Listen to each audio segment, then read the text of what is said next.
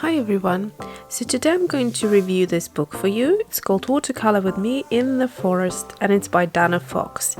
If some of you don't know, Dana is a YouTuber and she's doing this beautiful floral and kind of foresty themed illustrations, and they're very pretty. The color scheme is muted and quite loose at times, so she's got a really nice style. And I didn't actually know that she published this book, and I mentioned before, but I found this book through Amazon suggestion when I was buying my other books, and I was amazed because first of all, when I saw the style, I thought this is very familiar, and then when I read that it's by Dana Fox, I was like, oh my gosh, amazing. I really like to support someone who has a passion for art, and so undoubtedly I thought this book would be a good book to have. So it's been in my Christmas book gift guide, and so you'll see why. So I'll do a little review or like a flip through today, and then at the end I want to try out an illustration from this book and basically follow all the guidelines and steps that she recommends to achieve that illustration. So as I just mentioned, this book is not only a pretty thing to look at, but it also is quite practical. So you will be doing illustrations and you will be learning through illustrating right here. So you don't need a separate sketchbook to go off and practice. So she will try to teach you. So it says here, to everyone with a creative, colorful spirit and a sense of childlike imagination. So always very inspiring when people don't feel too precious about their art and just kind of create and do things. And yeah, I find it really interesting. So there are 4 kind of sections of this book, and so the projects concentrate on wet on dry watercolor technique, wet on wet, painting for ink and wash. So basically there are different objects, as you can see on pages. So it would be an animal or a flower that you get to paint. So I think actually I will do probably this first kind of, it's not a project, but it's a Triad page. So before every chapter, which is the 4 I just told you, there is a Triad page where you basically kind of get a feel of the technique that will be represented throughout that chapter. So here she teaches you and explains what wet on dry means in watercolors. And then she gives you instructions of what to do here. So basically, this is what I will be doing later. This is a gradual kind of mix of pigment and water ratio, where you start with more water, less pigment, and as you go to the right, you increase the pigment and decrease water, so that you can see how many different varieties of a tone you can get. So from lightest to darkest within one color.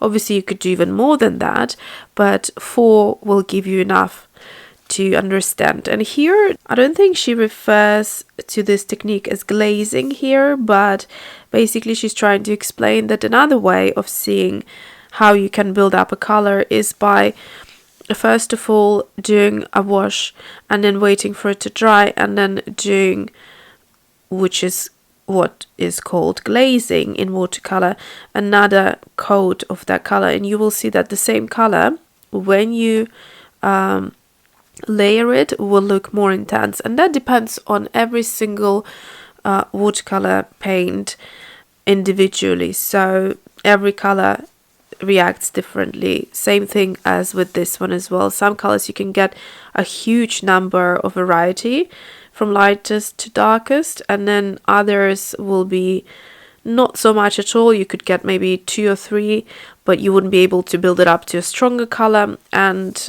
so on. So that's what I'll be doing later.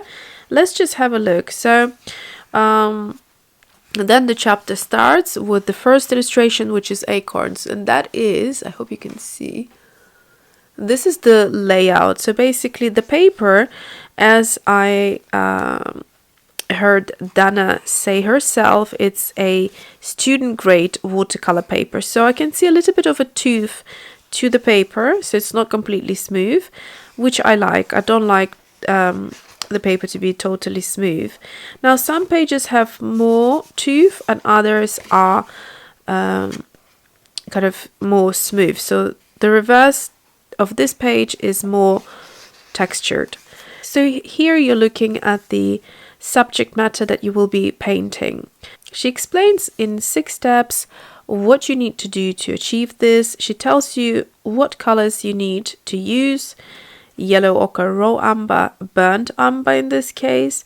She tells you what supplies you need, so what size brush, for example. In this case it's very simple, you just need the 3 colors of the paint and you need a round brush size 6. Also, this book would be great for complete beginners because it tells you in such a simple way that it basically teaches you. After you do a couple of these illustrations, you will learn through her guidelines how to watercolor.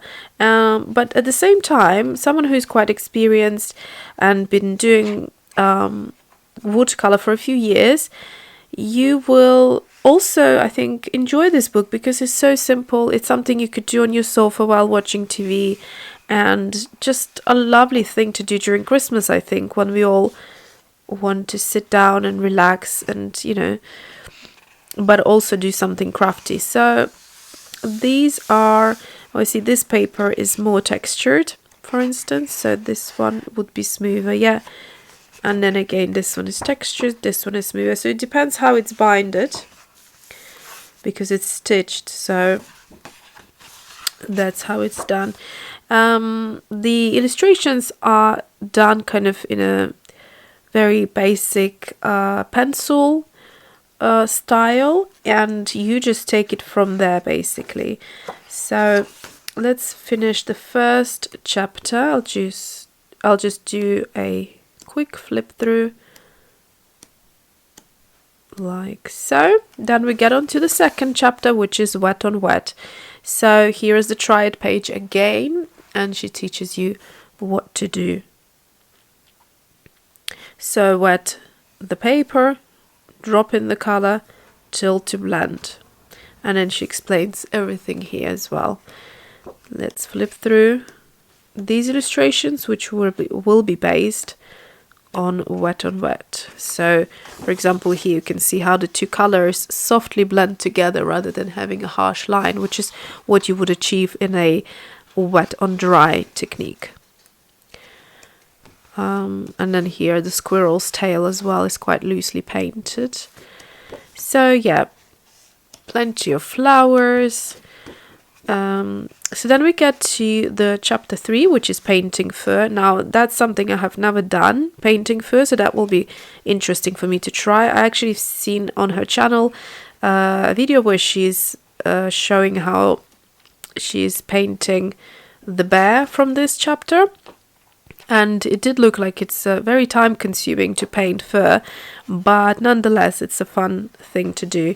So fill with base color, add mid-tone strokes, add darker strokes. And here, as I was just going to say, she recommends a brush size 2 or 3. So for this type of thing, you really have to get a fine brush. So let me show you. So that's a 4-0, so that's very small. That's a 2-0. What would be a 2? So this is a 1. So these are my finest brushes. I don't think I have. What's this one? That's a 2. So that's a Billy Showell brush. So that's why it's not a synthetic. So that's why it's a little bit wider.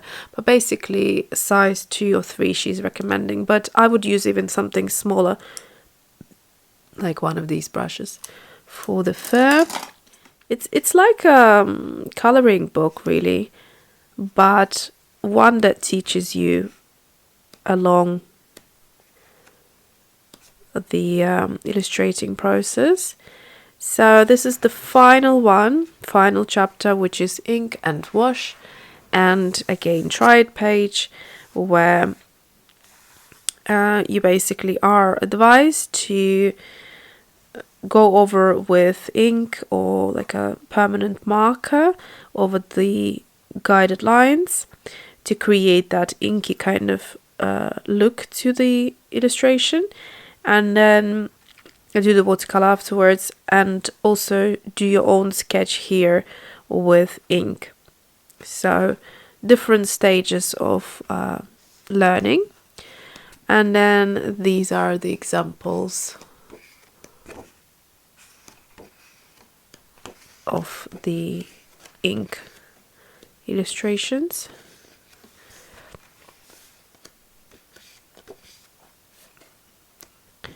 So the lily pad is the last one, and it is very pretty. Hope you can see it. And as you can see in all of these illustrations, I think the most colors you ever need is 4. I haven't seen more than 4 colors, so it's usually 3 colors or 4. Yeah. So it's not overwhelming, you know, the less colors you have, the less confusing it will be. She also said that she published, so this book was published this year, 2018, but she also said that she is working on another book that will be published early next year. So yeah, looking forward to that one as well. Okay, so I'm going to do a speed up process of the doing this Triad page right here. And I'll just tell you what colors I will use so that you know what I'm doing here. So I've got the page open. I'll probably put my beloved Penco clip. Some of you have been asking what these clips are. I always, if I show it in the video, I always include it in the links below. And then I'm going to use the Daisy palette, and it's the ceramic one. In terms of colors, I will use Daniel Smith Sap Green for this row of colors, the lightest to darkest one. And then for the circle, I will probably use Daniel Smith Quinacridone Deep Gold. So I'm going to start now.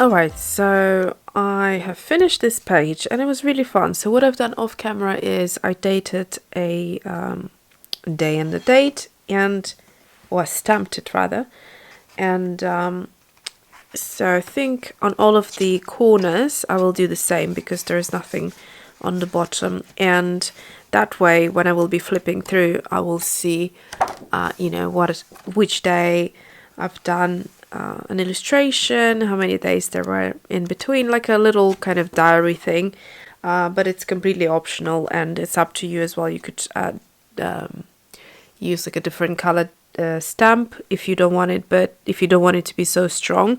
But I kind of like it with the black, so it works well. All right. So this has been fun, but I have to say the paper buckles, and I didn't think that I was using that much water. It's not too bad, but it does buckle. You can expect that to happen. I think what I would recommend is to use a heat tool, because that seems to minimize the buckling.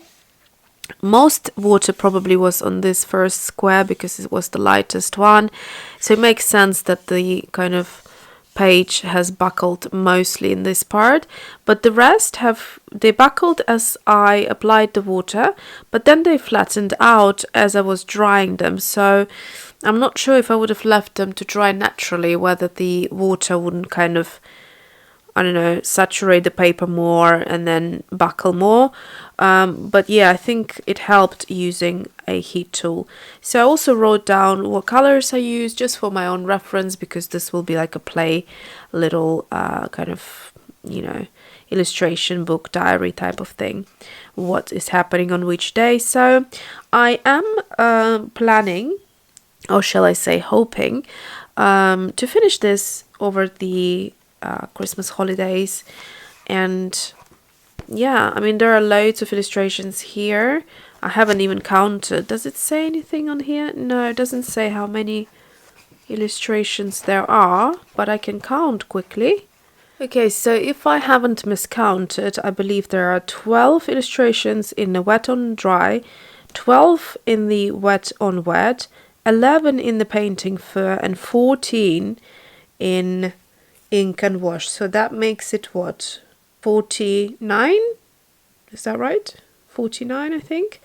So that's a lot. So for me to finish it, I'll have to probably do almost 2 per day, but we'll see. I mean, I'm in no hurry, but I think it'll be fun to do something over the Christmas like this.